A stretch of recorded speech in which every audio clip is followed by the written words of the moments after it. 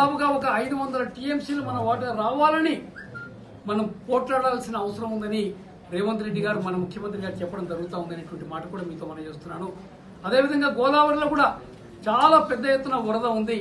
దాన్ని పూర్తిగా తెలంగాణను సస్యశ్యామలం చేయడానికి వాడుకోవాల్సిన అవసరం ఉందనేటువంటి మాట వారు రేవంత్ రెడ్డి గారు చెప్పడం జరుగుతూ ఉందనేటువంటి మాట కూడా మీతో మనం చేస్తున్నాను.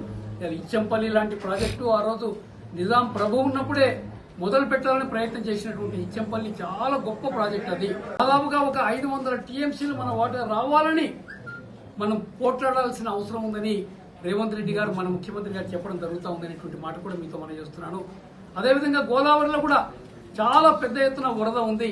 దాన్ని పూర్తిగా తెలంగాణను సస్యశ్యామలం చేయడానికి వాడుకోవాల్సిన అవసరం ఉందనేటువంటి మాట వారు రేవంత్ రెడ్డి గారు చెప్పడం జరుగుతూ ఉందనేటువంటి మాట కూడా మీతో మనం చేస్తున్నాను. ఇచ్చంపల్లి లాంటి ప్రాజెక్టు ఆ రోజు నిజాం ప్రభు ఉన్నప్పుడే మొదలు పెట్టాలని ప్రయత్నం చేసినటువంటి ఇచ్చంపల్లి చాలా గొప్ప ప్రాజెక్ట్. అది